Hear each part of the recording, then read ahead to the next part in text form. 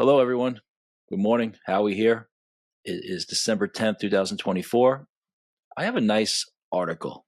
I want to take our time and go over it because it really is an opportunity for us to kind of step back, look at a really fundamental cultural issue that's really involved with everything that's going on with Trump, his cabinet picks, Musk, Dodge, the immigration issue, right? There's so many moving parts.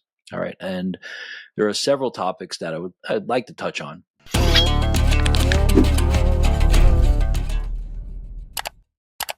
It's really, I saw this article come up, Twitter post, it led to an article. And I think if we go over it, it gives us an opportunity I think it's really important to pull back and talk about our children. Okay. Because without the children, without educating our children properly, without raising our children properly, all the policies, all the decisions really become meaningless. And if we lose our children, we lose the future. So to be a good citizen, you have to be well versed in civics. Okay, so what I want to bring up today is I'm going to start here, and I'm going to share here. Let me bring up so it's an article. Okay, it's in the American Prospect. Okay, and the name of the article is "Why Workers Deserted a Neoliberal Democratic Party." All right, herewith a union leader's suggestions on why they left and how to win them back. So basically, this is a left-leaning, a very left magazine.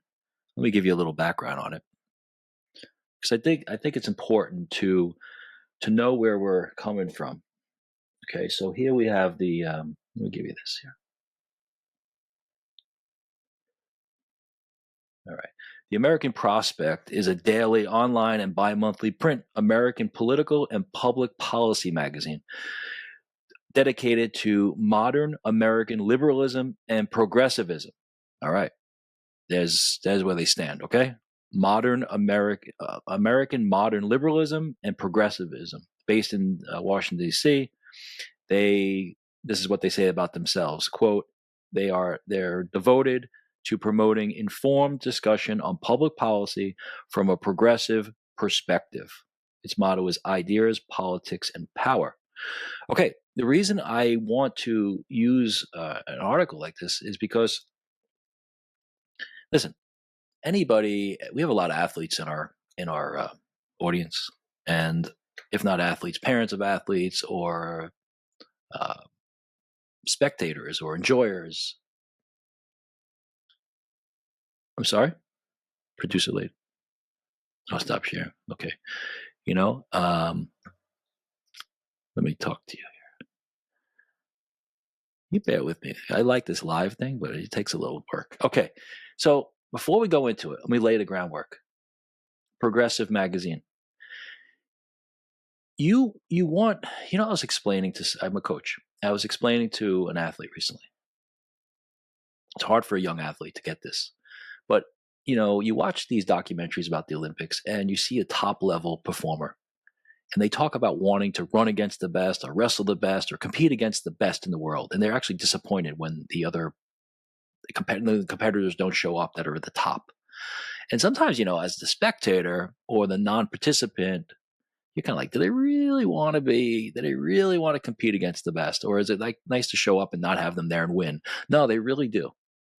The greats want to beat the great. Because I have a little saying, okay? You can win but not be great. But if you're great, you most likely are going to win. You don't always win. So greatness is a whole nother level. Now, make America great again. Okay, American greatness, this idea of American exceptionalism is part of who we are from our founding. This idea of pushing the boundaries. Bezos was talking about Trump the other day and optimism of getting rid of regulations to grow the economy and a growth mindset. So that's the new modern way to look at it. Flow, growth mindset, pushing boundaries, challenging ourselves. Now, as an athlete, if you want the best, okay, then you have to go find them. You have to go to those tournaments and those brackets and put yourself in that competitive. And as a training tool, you want the best people in the room with you. I grew up wrestling, right? It's a wrestling room. You want the best wrestlers in that room because you battle with them every day. So whether it's on the starting line at the track or the football field, whatever the sport may be, and of course this applies to everything outside of athletics. But athletics is always so crystal clear in terms of winning and losing and results. Excuse me. So what does this have to do with Trump? We want a good opposition party in this nation. Of course, we're happy to beat the Democrats. We're happy to beat the liberals. We're happy to beat back this insanity that they've been pushing. But a one-party system is really not healthy even for the one party. It's like training by yourself. You want a strong opposition, okay, who's going to push you, challenge your ideas. If you believe your ideas win in the intellectual arena, you want to get in that arena with the best. So we have to look very carefully what the Democrats are doing now and see how they react. And that brings me to going to a progressive magazine and reading an article that is very pro-Democrat, pro-liberal, pro-progressive, and what they think they need to do to recover. First, they have to diagnose that they got their butts kicked. Okay, what do you do next? So let me pull that article back up, and we're going to go through some interesting workers. Why workers deserted a neoliberal Democratic Party. So the working class, we talked about during the show, during the election, that the Democrats lost the non-educated vote. They may lose it completely, but they major shift toward Trump. They lost union workers. They lost the trade school workers. Okay, and they want to know what happened here. So this is by Harold Meyerson, but it's really about this woman here. American Federation of Teachers President Randy Weingarten addresses Columbia University School of International Public Affairs, December 4th, 2024. Now, Randy Weingarten is important, okay? She has been, let me get her details here. Stay with me, because this really sets us up to, let's see, Randy Weingarten, here she is. This really sets us up to really engage in dialogue, to compete in the higher arena. Okay, she is an American labor leader, attorney, and educator. She has been president of the American Federation of Teachers, AFT, since 2008, and is a member of the AFL-CIO, tremendously liberal organization, and she is the former president of the United Federation of Teachers. So Miss Weingarten is through and through a teachers union person, okay? We know Trump wants to push school choice. And for those of you that don't understand what that is, and a quick overview is, basically most of your property taxes go to fund your schools in your town or city. And your kids live in that area, they go to that school, that district. If you want to go to a private school it's not funded by the public school, it's a private Catholic school, a private academy, whatever it may be, Christian school, Muslim school, any school, you pay. And maybe you pay $10,000 a year. Some people believe, like, look, if I'm paying property taxes and I pay $20,000 a year in property taxes, and $14,000 of my property tax goes to pay for the public school, and I want to send my child to a private school within that same area because the public school isn't good, or the public school is teaching things that I don't believe in, or I just like this private school does just a better job, that I should be able to take that $14,000 and pay tuition to the private school. Okay, voucher. You get a voucher. Here's the money I would have paid to the public school. I pay it to the private school. Teachers' unions are very, very much against this, okay, for obvious reasons. So let's listen to what Ms. Weingarten believes is the problem. Why they lost the election, why they're losing the working class. All right, here we go. When much of America's working class is downwardly mobile, in other words, standard of living is going down, and when 40 years of neoliberal policies have only made it harder for those workers to amass the power they need to better their lot, is it any surprise that those workers vote for a strongman who vows to circumvent the government that failed them and champion their interest through brute force. I can't go on, okay? We have to look at that first paragraph. So look how this progressive magazine frames this article, okay? This is my advice to them, to my opponent, to our opponents on the playing field, in the arena of ideas. You must know what's wrong with your team. Do you need a midfielder? Do you need a new goalie? Are you not strong enough? Is your conditioning bad? Do you have bad footwork? You have to have a good This right now tells you they are not diagnosing the situation. Because look how they're framing us. Ready? Yeah, we're the other side. So they're admitting that neoliberal policies, okay, they have made it harder for workers to amass the power that they want to better their lives. But it's the second half here I'm going to highlight it. Is it any surprise that those workers vote for a strongman who vows to circumvent the government that's failed them and champion their interests through brute force? It's kind of half true. But like all things, it has to be fully true. It's not a surprise that workers turned away from the Democrats. But for a strongman, I think words are important. So let me come over here. And I spent some time this morning researching.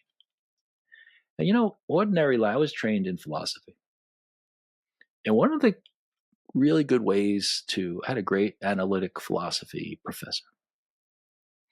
And he taught me very early on that one of the really good ways to begin a philosophical enterprise, exploration, is to take the word you're looking at, like justice. Okay, big word, complex, and of course, magnificent works like Plato's Republic. If you really want to understand what Plato thinks of justice. But before you go into that depth, you got to put your toes in the water. And you begin a lot of good analytic philosophical explorations by going to the ordinary use of the word. How do people use justice every day? Well, that was an injustice when the referee, made that call. So a non-justice. So justice, he made a bad call. So it was not fair. Justice was served when that person was sentenced. Justice was served when, justice was served when that guy got the ticket for driving like that because they weaved by you on the highway so fast and almost made you crash. So we have this idea of what justice is. Okay. So when the word strongman popped up this morning, I thought to myself, let me look at it. And this is the basic definition. I think it was from like dictionary.com or something. Of course, there's strongman, which is like, the guy who lifts a lot of weight. But the other one is a leader who rules by the exercise of threats, force, and violence, like a military leader. You may say Putin is a strongman. Exercise of threats, force, or violence. And they give an example, quote, the country was led by a succession of military strongmen who erased dissent. Okay, let's go back to our article here. Is it any surprise that those workers vote for a strongman? Remember how we just defined strongman? Who vows to circumvent the government that's failed them and champion their interest through brute force. Now, if they mean create Dodge, Department of Government Efficiency, and get rid of the bureaucracy and save money and get rid of waste and stop government non-elected officials from passing basically laws that circumvent the government. Do you understand the bureaucracy circumvents the government? Government by the people, for the people. A republic using democracy to send people to Washington, the capital, to represent us.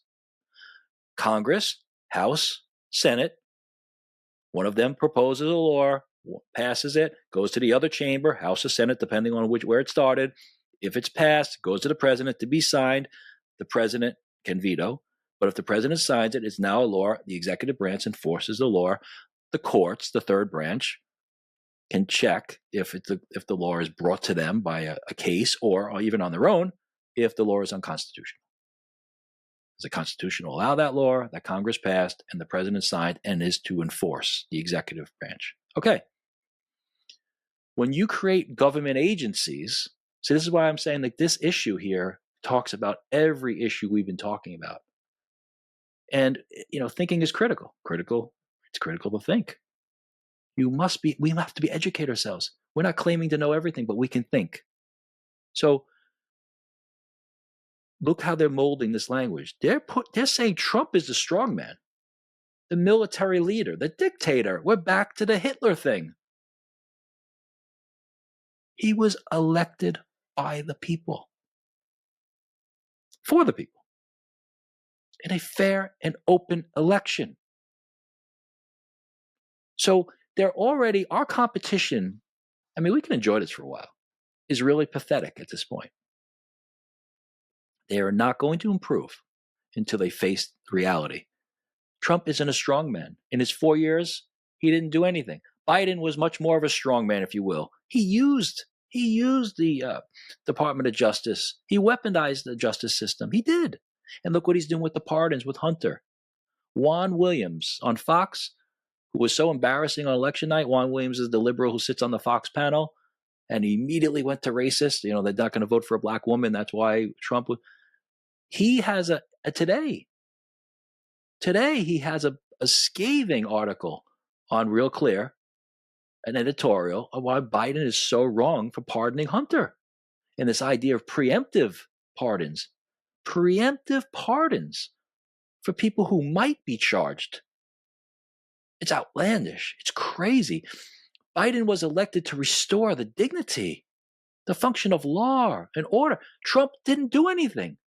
They bring Biden in to stop Trump from doing something he never did. Biden commits to basically those errors.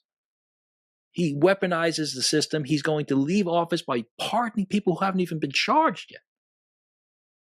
Talk about favoritism and elitism and cronies. Juan Williams, fine, good for Juan Williams to come out and say it. And here she is, extremely powerful woman.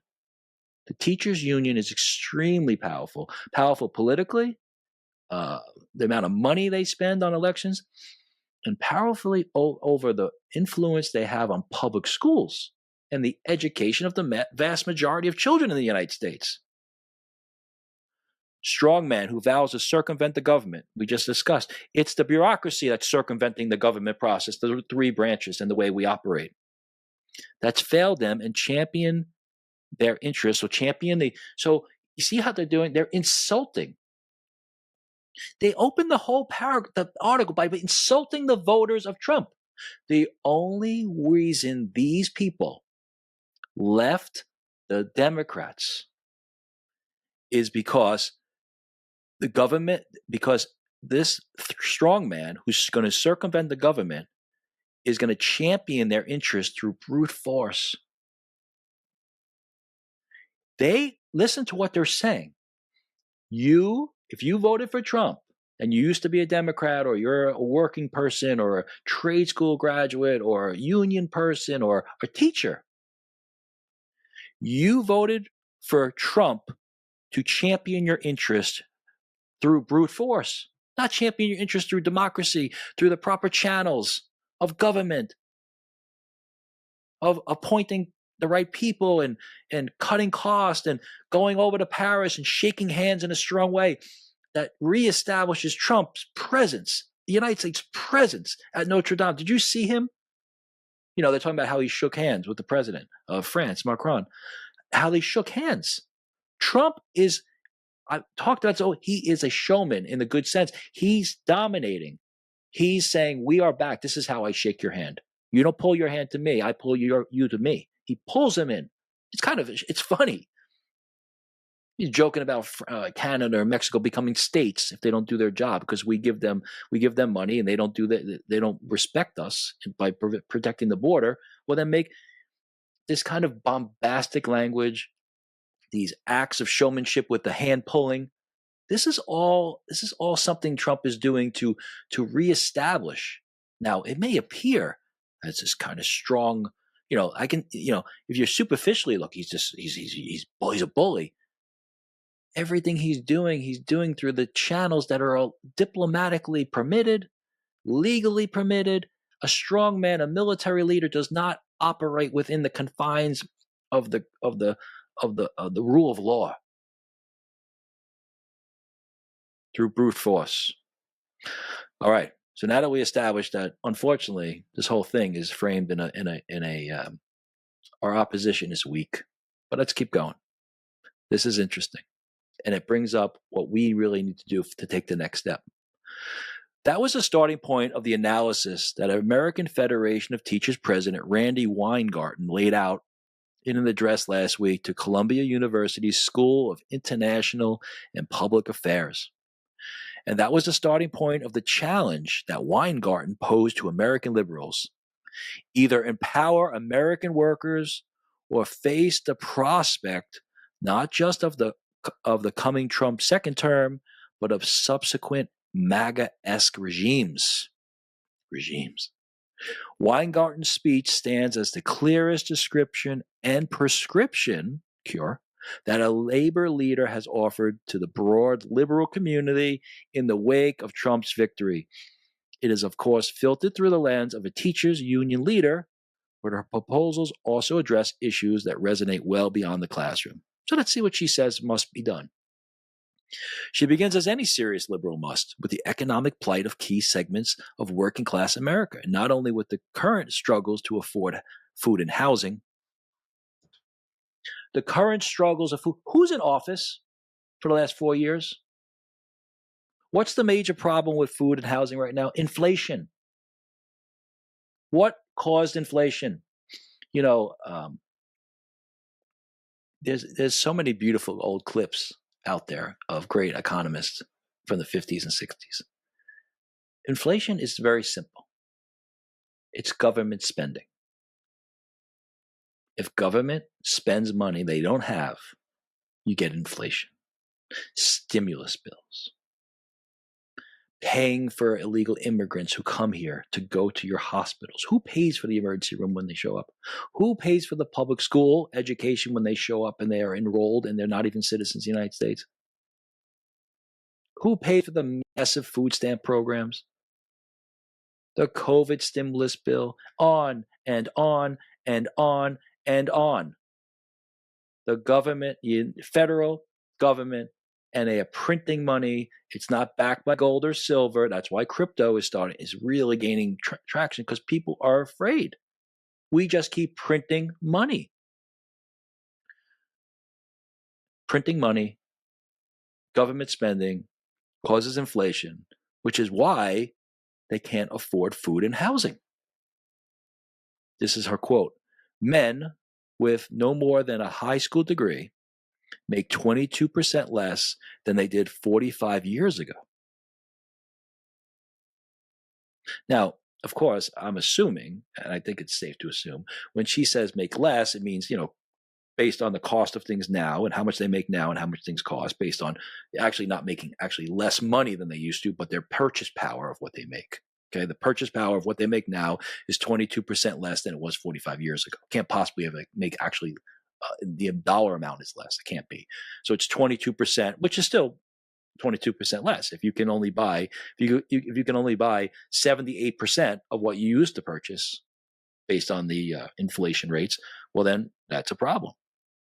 The party of the working people lost working people. True. The immediate way to begin winning back those workers, winning those workers back, she posited, will come if Trump does the bidding of big tech, big oil, and billionaires who bankrolled his candidacy to portray those who voted for him seeking lower cost and a better living standard. To do that successfully, though, means that Americans who care about our democracy have to recognize the needs of and respect the agency of low-income and middle-class Americans. This means breaking with decades of neoliberal trickle-down economic policies. What she just says there is so incoherent. If you're a teacher and you're paying dues to this organization, listen to what she's saying. Listen to the sentence. The immediate way to begin winning those workers back. All right, so they lost the workers. Let's put a positive. They lost. They used to represent the workers. Robert F. Kennedy Jr.'s father, Robert Kennedy, John Kennedy, had the unions, the old school Democrats. They represented the working class, and they lost them. She's acknowledging that. This is how they get them back. If Trump does the bidding of big tech, big oil, and billionaires who bankrolled his campaign, that's how they get him back. Is she hoping that he backs them? Does she want them? In other words, he said he's gonna back everybody, but she's so interested in winning, she actually wants him to do the bidding of big tech, big oil, and billionaires who bankrolled his campaign. This way, they can say, "Hey, look, you voted for the wrong guy." Again, if you voted for Trump, you're a sucker. You're the dummy. We showed you he wasn't going to represent you. Is that really? Is that in good faith? You may think he's going to represent them. She's hoping he represents them because she wants her power back. The Democrats want their power back. This has always been the problem with the Democratic Party for the last 30, 40 years. They want their power. They don't really care about you. She's not concerned with who actually backs them. She's just concerned that they have the power and the reward of being the ones who are thought to do the backing of the working class. So their only hope is that Trump actually does back the billionaires, to betray those who voted for him. So she is the way to win them back. This is her words. The way to win them back is for Trump to betray them, not for the Democrats to change their ways. They have to hope. So let's go back to the sports analogy. You call your coach. Your coach calls everybody in. Hey, guys, you know how we're going to win this game? We hope they slip. I hope they fall down. I hope the goalie gets a cramp in his leg and he rolls around on the ground. Oh, I hope their best player twists their ankle. Is that a winner?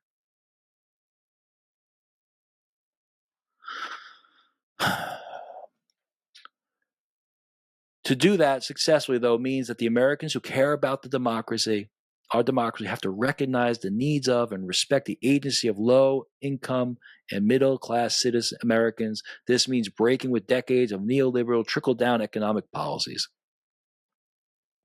She's saying nothing. To that end, Weingarten called for not only for legislation like the PRO Act, which would remove would move many of the hurdles that keep workers from joining or forming unions. She thinks because they pass laws that allow people to actually choose whether they join a union, like closed shop, you have to join. And she wants to eliminate that. And an oversimplification, they want to eliminate. You have to join a union, so you can't. You have to join. And if the union grows in power, well, that's going to solve things. The unions aren't the problem. The Democrats are the problem. The Democrats lost the unions. They're saying they have to increase the unions. Well, you know why they want to increase the unions? Because if the union bosses are tied to the Democratic Party, then all those union members have to basically vote in one block. They can't force them to vote, but the money that union spends and who they endorse is a vote. So the more union members, the more dues. And if they control the top parts of the union through Democratic control, like she's a Democrat, well, then the money is spent on Democrat politicians to be elected. Again, it's not really about the worker. High school must be more than college prep. Every student deserves opportunity, whether they are immediately college-bound, eventually college-bound, or among the more than 60% of high school graduates who don't go to college. Whether the next step is a university or a microchip fabrication plant or a small business, young people need to be adept in 4 skill sets. Critical thinking, I agree. Problem solving, I agree. Resilience and relationships, I agree. I agree with her. You know what I don't agree with her? How they do it. Let me show you a little, let me stop sharing here a second. How are we doing on time there, producer lady? We good? Okay. Let me show you something before we go on. Yeah, because her goal there, I think I agree with her goal. Critical thinking, problem solving. I want to show you something here. Let me build up another. Okay, now this opens a huge conversation. I'm going to try to contain myself into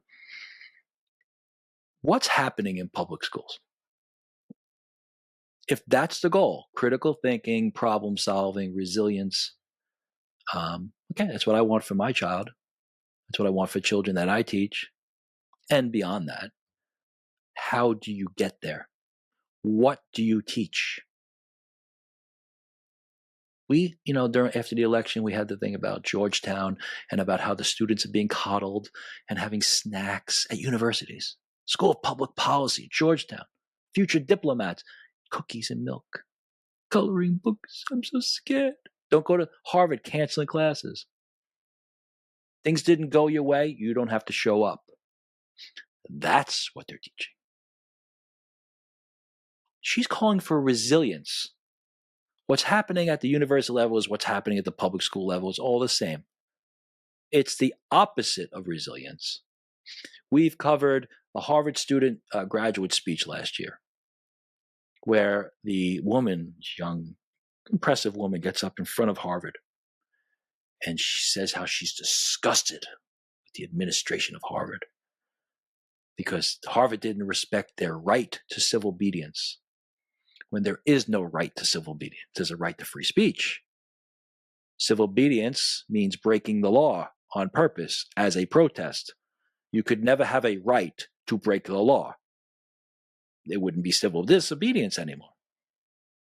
And we point these things out culturally to show that at the elite of the elite Harvard, they're actually not even educating them. Critical thinking? Nope. Problem solving? Don't go to class. Stay home. Cookies, milk. You know what the trade school people are doing? They're going to work. They're going to work. You know what mom and pop shops? They're going to work. Maybe I didn't feel like getting up and doing this morning. You get up, you sit in your chair, you go to work. Producer lady, she always wants to work. But just pretend she's a human being. She go to work. My wife has cancer. Guess what? She went to work. You go to work. You don't stay home for every event. Remember back in the Black Lives Matter summer, or in the spring, and the schools were letting kids protest? You go to work. You go to school. Resilience.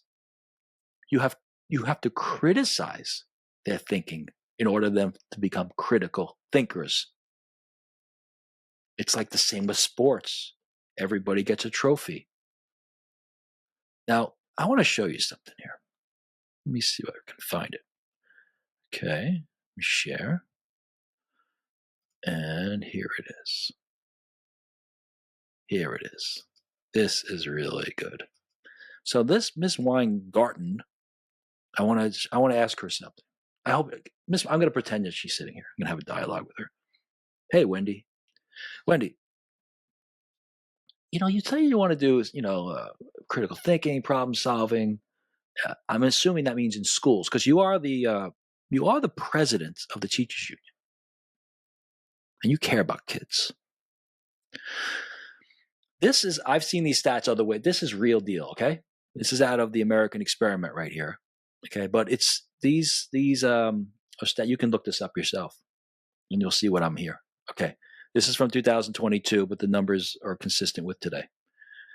Probably even more so in favor of what I'm in to prove my point.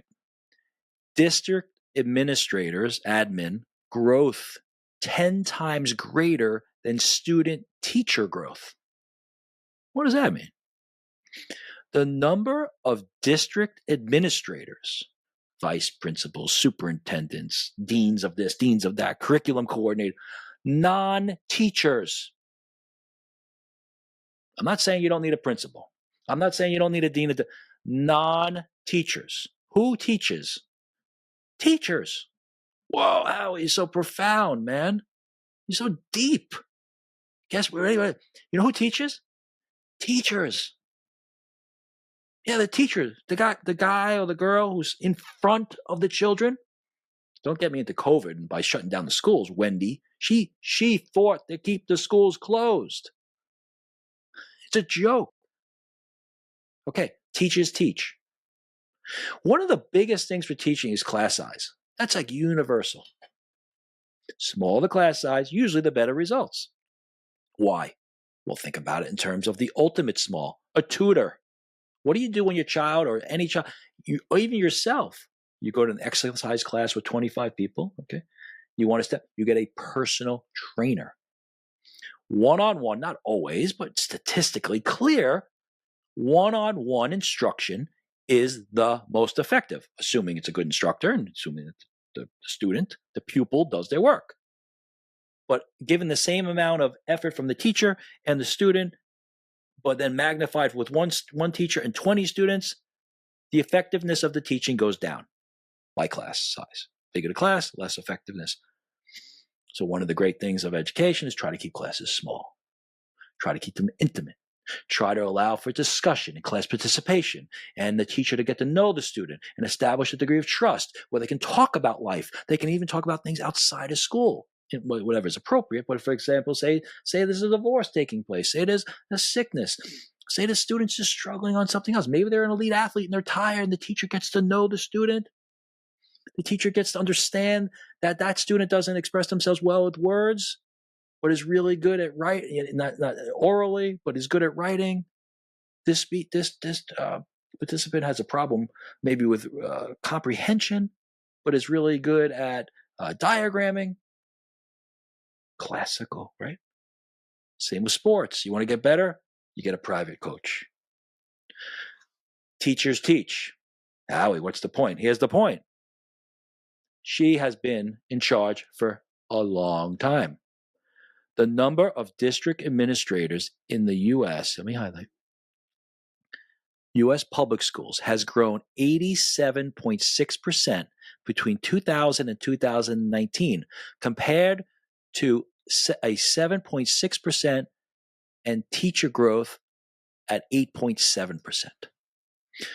Students have increased by 7.6%. At 100, now you have 107.6. Teachers, you had 100, now you have 108.7. 7% increase in students, 8% increase in teachers. The number of administrators in the U.S. public schools has grown 87.6%. Huge jump, almost double. You know all this money they talk about?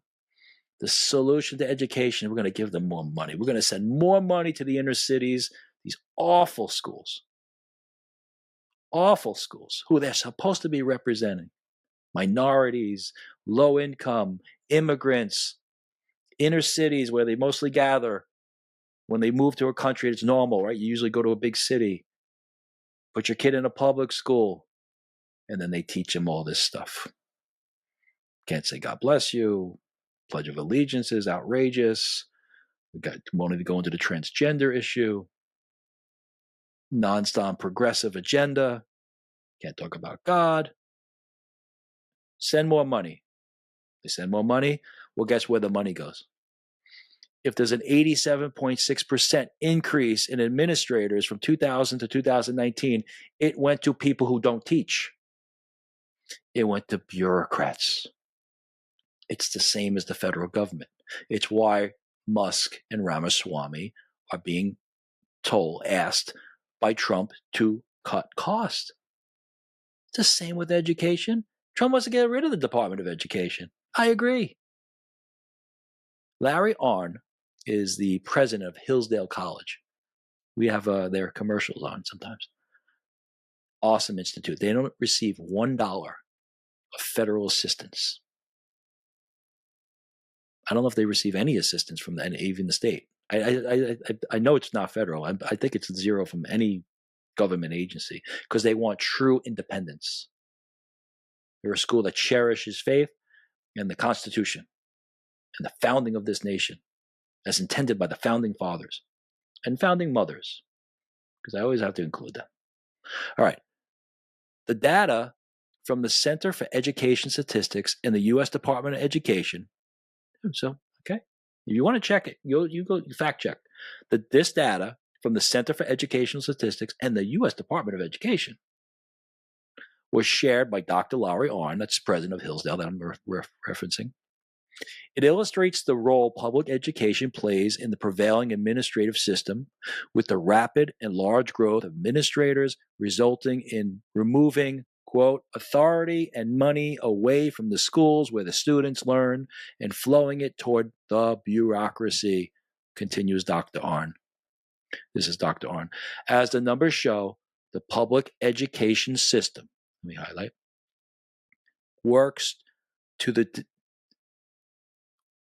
let me see, where are we? As the teachers and for the benefit of it benefits the teachers and bureaucrats. The teachers' unions themselves, some of the largest of the public employee unions, claim to be defending teachers and children. That cannot be more than half true, given that they are defending an administrative system that has grown by leaps and bounds while the number of teachers has grown very little. All right, I'm not going to beat this horse. Establish facts. The bureaucracy of education has almost doubled. Teachers teach. The smaller the class size, the better. It's not going that direction. We haven't even touched curriculum. Let me go back to our article. We haven't even touched. Let me see. Where are we? How are we doing on time, Miss Producer? All right. Here we go. Let's finish up our article here. Okay. So go back here. Whether the next step is a university, a microchip fabrication plant, or a small business, young people need to be adept in 4 skill sets. Isn't she nice too? I love teachers like this. I love fake teachers. 4 points. Critical thinking, problem solving, resilience, and relationships.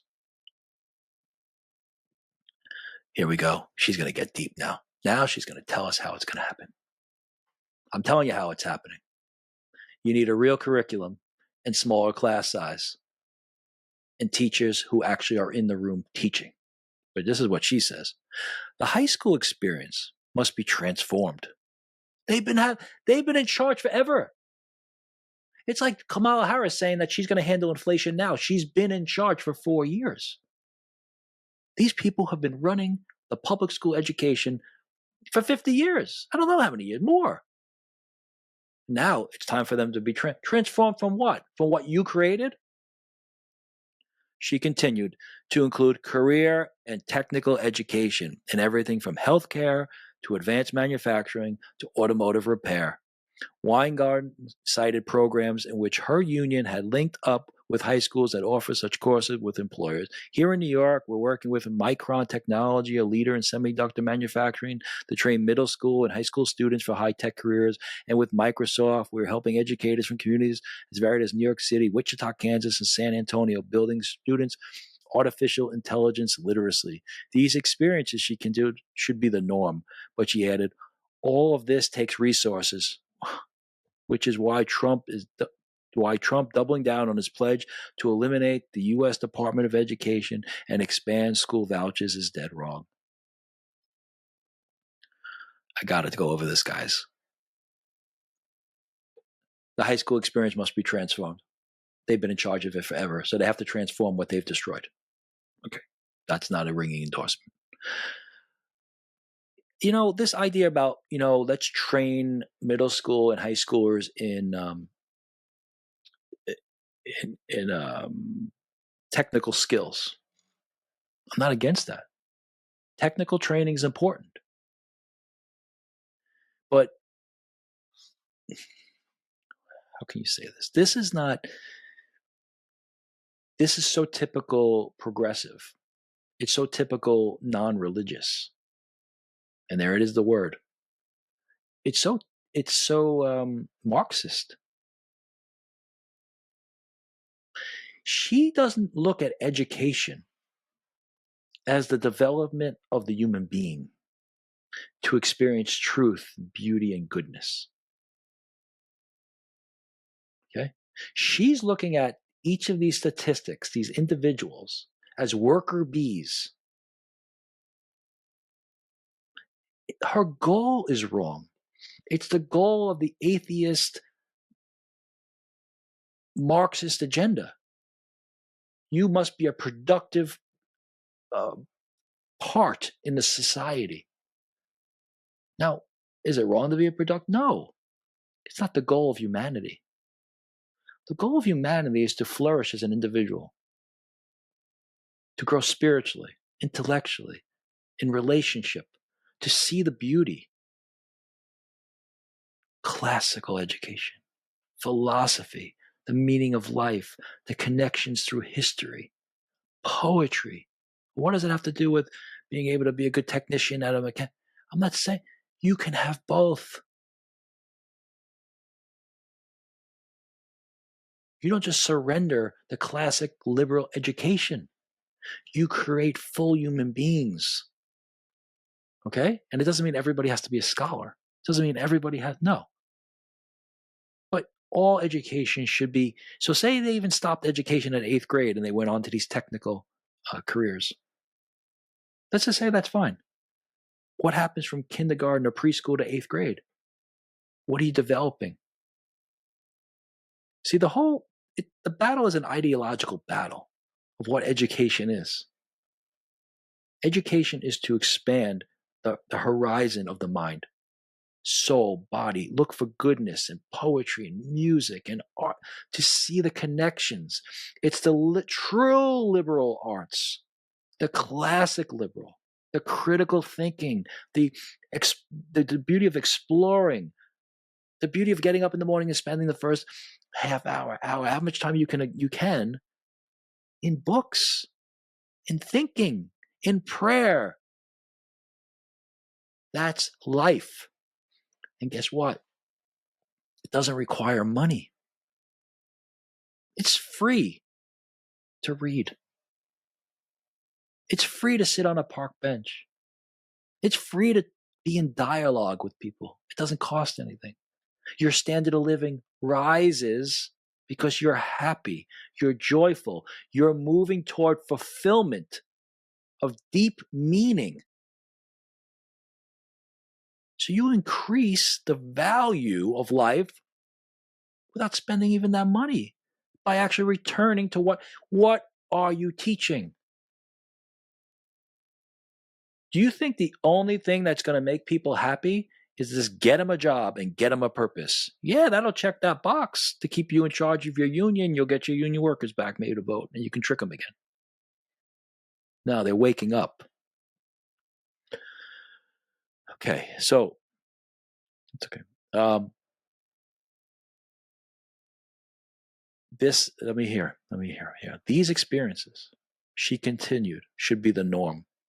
And here it is. It's all Trump's fault.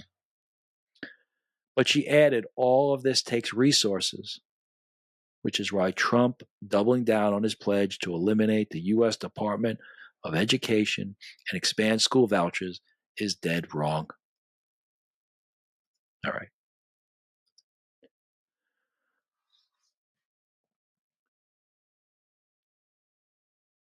The line is so clear. If you think Trump wants to eliminate the Department of Education in order for resources not to go to these schools, in order to stop people from getting trades, well, then you shouldn't have voted for him. Don't vote for him. And if you have, then you made a mistake. If you believe that's why he wants to get rid of the Department of Education and you voted for him, well, then you made a mistake. Or this reality. The Department of Education is part of a bloated bureaucracy where resources that are not unlimited, money isn't unlimited, that should be going to hiring teachers and keeping classes small and allowing parents to make choices, is going to this bureaucracy, and that bureaucracy trickles down to greater bureaucracy, even at the local level, where instead of having one administrator or two, now you have 6 in your school, which means the money that was supposed to go to the teachers and in the room is now not available, and the control over your own kid's life is less because those bureaucrats have to do something. You know what they do? They don't teach. They come up with curriculum that basically is against your morals. We know this. We know how many people in public schools say, I had to pull my kid out. I can't what they're teaching them. I'm a big proponent of Catholic schools, whether you're Catholic or not. And I know people. I know a lot of people who send their kids to Catholic schools and they're not Catholic because at least they're like, I know they're not teaching this, this, and this. And we all know what those are. So the answer is not a Marxist worker bee mentality. Yes, it's important to have a job. Yes, it's important to have these things met and to live but to mistake that for the purpose of life is a fundamental line in the sand. Larry Arnn, Hillsdale, we're going to have somebody on soon of a classical education expert, if you will. I don't want to use expert, intellectual, who I want to talk about education more and more and what you can do to take control of it. I have a great friend who's a colonel, retired colonel from the Air Force, and he's homeschooling his child this year, and talk about these kind of things. What's going on? What are people doing to put God and make sure God is first and foremost? Truth and beauty and love. Our opponent, we don't have a strong opposition party. They're tricky, and they got all kinds of bureaucracy that can really trip Trump up. But our team that we're playing against is really weak. And one thing about a weak enemy, though, you have to be careful because they get desperate. And that's what they are. They're desperate right now. But until they, and I mean this, going back to the very beginning of my conversation, you want a good opposition party. It keeps you sharp and real. You don't want to lose to them. But a good competitor standing on the other side of the net in the tennis court is going to keep your skills sharp. You still want to win. You still want to ace them. At the end of the day, you want your hand raised. And if our ideas and our principles and our values are better and they work and they live to a fulfilled life, we're going to win. But we also don't want to get lazy. And God knows we haven't been lazy we've been working. All right. I'm going to leave it there. I really enjoy this. I'd love to hear from you. Please think about commenting, sharing, send articles. It's fun. And let me know. Let me know any criticism. I want to stay sharp so we can have some friendly competition here. Tell me what I'm wrong about. Tell me what I could do better, how I can improve. All right. I love this. God bless you. It's Advent. Let's continue that journey toward Christmas. Remember what it's all about. The incarnation. Let me say this before I had an old friend, Brother Jim. I speak about him once in a while. And Brother Jim used to say, and God became man. And he'd stop. Because how do you move on? That's what he said. How do you move on? People just say and they move on. God became man. God, the designer, the creator, the force, the energy, the maker of everything, becomes part of everything. It's not logically even possible. God's outside of everything, right? You got to be outside of the project you're working on, right? If I'm working on a sculpture, I'm outside it, working on it. God created the world and then got in it, right? God's created time and space and yet gets in it.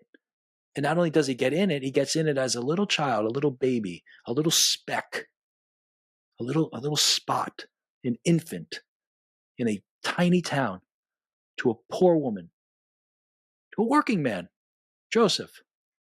And they begin to expand outward like a second Big Bang. And today, right, we're in Advent and we unfold the napkin. That's what scripture is. It's like an unfolding napkin. There's nothing, when you take a napkin and you unfold it, you're not adding to the napkin. You're just unfolding what's already there. The liturgy, the beauty, the scriptural reality, the truth, the beauty, the love. It's all contained already. There's nothing created. It's all there, and we just unfold it.